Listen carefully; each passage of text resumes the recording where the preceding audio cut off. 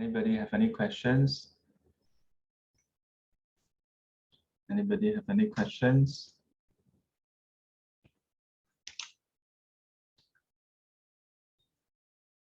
Third time I ask, anybody have any questions?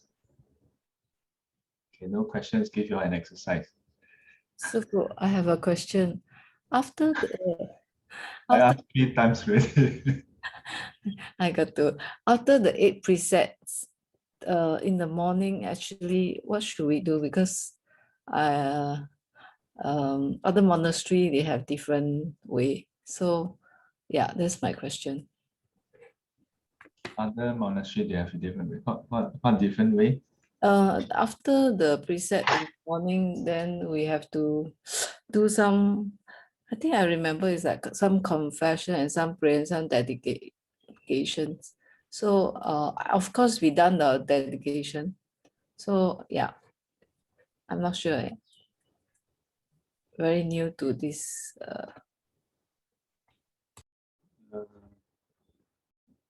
When you say that in other monastery, do you mean that you go there, observe, then you go back home, or it's a one-day program? It's not a one-day program. It's like assuming we did the precept, and then after that, the next day we will do our own, what you call that, our own, some of our own prayer and some confession, and then we dedicate ourselves. The next morning, Yeah. Oh, so are you asking about like now after this, or the next morning, or the next morning, or what? Let's say if I do the precept this morning, then after tomorrow, yeah. So what is there, like, how do I say? Yeah, the next morning is what every day you are doing. That means we actually complete the 8 precepts. Oh, so usually in a temple or in a monastery, if you observe the 8 precepts in the monastery, in the retreat, then the next morning they will have the 回向, 总回向, so an overall dedication, and then they'll tell you, oh, 这个一日一夜八关斋戒功德圆满，福慧双修, and so on and so forth. Yeah, but strictly speaking, in the Vinaya, there's no concluding part. Yeah, the 8 precepts end the moment the sun rises the next morning. So the next morning, is there a need to do any dedication? We can say yes, we can say no also. Yeah. If you look at the suttas, after the Buddha gave teachings, did the Buddha lead the assembly to do dedication? Actually, no, right? Right? It always says, 这个那个什么诸天天龙八部国王大臣比丘比丘尼欢喜信受作礼而去。It usually says whoever is there, they receive the teachings joyfully, and they pay respects, and then they leave. There's also no indication, no mention of the Buddha saying, okay, now let's put our palms together and then do dedication. Right? You notice that? Oh. But does it mean that you cannot do dedication? Can. Yeah. But in the but in the Vinaya, there's no mention about this. Like, after that, you must do some special dedication. Yeah. Usually the repentance, you mentioned 忏悔. 忏悔 is usually done before observing the precepts. Yeah. Yeah. Usually 戒期之前, before the retreat, before you take up the precepts, there is repentance. Yeah. Usually not after that. Usually it's before that. in the Chinese Mahayana monastery, in some of the places I know, every night they will have repentance. Yeah, to wrap up the day, knowingly, unknowingly, you may have transgressed any of the precepts, then you do repentance. But usually during a retreat, right at the start, the first thing, traditionally, 8 precepts in Singapore, Friday night you will go in, then Sunday morning you will leave. And it's a 1 day, 1 night retreat. So 1 day, 1 night retreat, but you have to come in on Friday night. Then the venerable in charge, the Jie和尚, usually will will give some teachings. Yeah.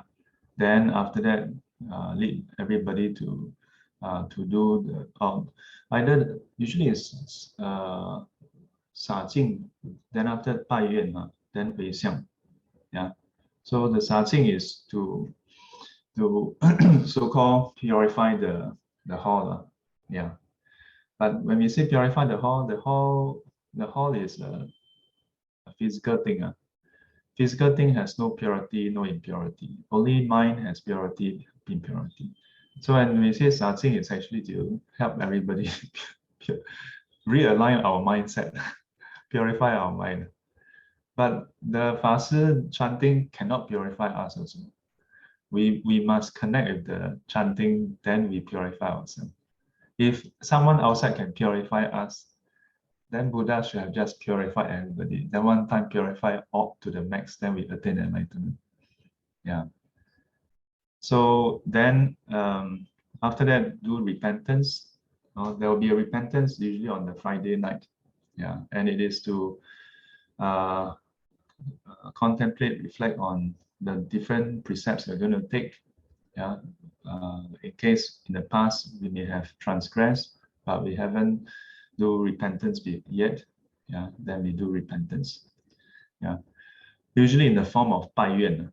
So they will recite the Buddha's name. Namo Ai Ban Shi Shi Jia Mo Ni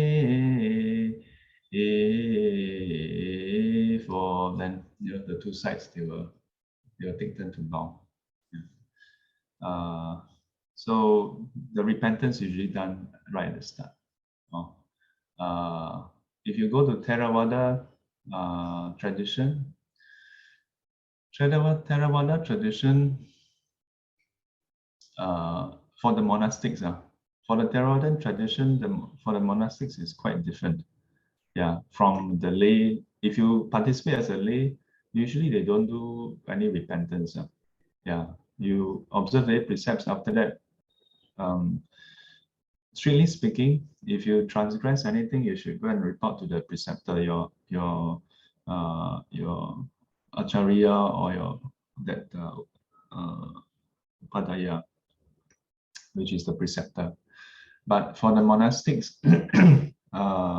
we do the group repentance. Yeah. Besides the once every 2 weeks patimokkha, then we do repentance. On a daily basis, they will get us to come together and then do group repentance. Yeah. Aham bante sabha pitiyo vikaromi, we recite the verses. Yeah. Things like that. The detail I won't go through with you. That one is under the monastic code. But for in our group, the focus is don't go and break the precepts. Yeah. But in case if any of you throughout the day you find that you're unclear about whether you broke or you didn't break. Yeah, some of you have ever text me and asked me before. So good to clarify. then if necessary, then do the repentance. Okay. Thank you, Sifu. Any other questions? If not, put our palms together. I have a question. Yes. Right. Then Sifu, does Buddhism, the suttas or any of the masters say anything about the pan mong pan sin state, right? What I'm describing is, for example, let's say we are troubled in work and life stresses, then at night we just wake up, sort of half awake, half asleep, and then 会胡思乱想了. Right. Then also in the morning, just before we wake up, right? I think the mind is not very mindful yet. 也会胡思乱想的 things about work, life, worries, and everything. So is this in between state? The morning one not so concerning because morning one you can just wake up, brush your teeth, and then after that you are more mindful. Okay, already. Is the at night one? Because at night, let's say at 2 a.m. or 3 a.m., you just suddenly wake up in the middle of the night and then then think about work, think about life stresses, worry, and everything. The one cannot just like wake up, brush teeth, then after that cannot sleep. Then the whole night I chala already. Next day concuss. But also it's just troubling lah. I mean, it happens to me like every other night, or is this stress thing? So yeah, any advice or anything about this 半梦半醒 state? 谢谢师父。阿弥陀佛。阿弥陀佛。If you are able to start thinking, then we usually say that we are awake already. But I know what they mean. Sometimes not quite awake yet, semi-dream state. But maybe I can clarify first. When you say, does Buddhism say anything about it? Do you mean to ask if during this state we have unwholesome thoughts, what is the consequence? Or do you mean to ask whether Buddhism, how is this state being defined? What is the, like, I wasn't clear what you're trying to ask actually. I'm trying to ask whether Buddhism say anything about this state and then how to deal with it. Deal with it. What do you want to deal with it? As in, okay, let's say in the middle of the night you have all these thoughts, worry, rumination, right? How to get back to sleep, or or how to just try to not eliminate this phenomenon, but rather reduce it, because it can be quite disturbing. Like every other night, then you wake up, and then think about this, think about that. It's quite a disturbing feeling because you're not really in control. Okay. So when we say deal with it, means you want to be more in control. So first thing, in the Vinaya, if a person is asleep having dreams, if it's a dream state, and the person commit transgressions against the precepts, it is not considered a transgression. Yeah. And on the virtue that the person doesn't have the clarity of the mind. That means in the dream state, for most people, you don't have full control of your faculties. Yeah. So even to the point where in the dream state, you physically do something, yeah, is not considered a transgression. So if let's say your pan long pan xing state, semi wake up state, is more similar to a dream state, then if there's anything that's not so good, that's under that. Yeah, but your question about how to step out of this, well, I tend to think that what you're experiencing is already half awake, more awake than sleeping already. Yeah. So if you are more awake already, then an easy solution is either chant the Buddha's name, yeah, or do contact point, not the contact point tracing, contact point awareness. Yeah. So the head against the pillow, the shoulders, the neck, the back, our elbow, arm, and then our back, our butt, our legs, bring back awareness. Yeah.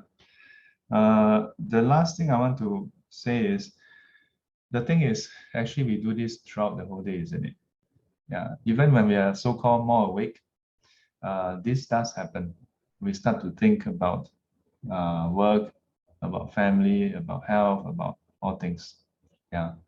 So if you want to manage this timing when we are in the middle of the night and then sleeping and then suddenly wake up and then start to ruminate, yeah, important to start doing it during daytime.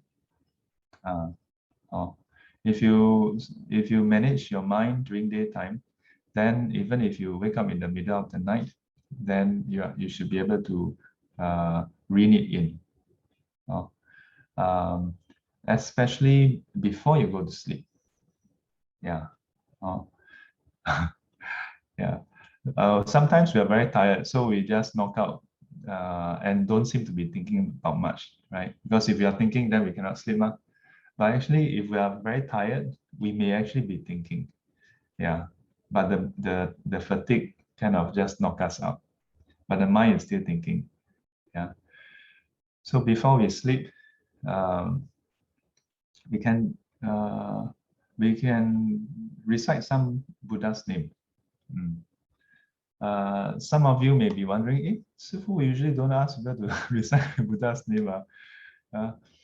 So, of course, if you are able to be aware of your breath and do the contact point awareness, those is also good. Yeah.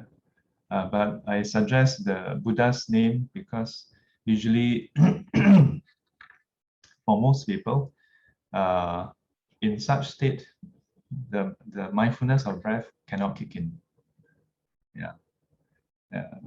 For many people, so you can try. The mindfulness of the breath requires you to have more practice. Yeah, and then you can use it effectively. So for grosser kind of mental agitation, the Buddha's name is very effective to just hammer it. Can try. Okay. Appreciate the advice. We'll definitely try. Any other questions? Any other questions? Any other questions?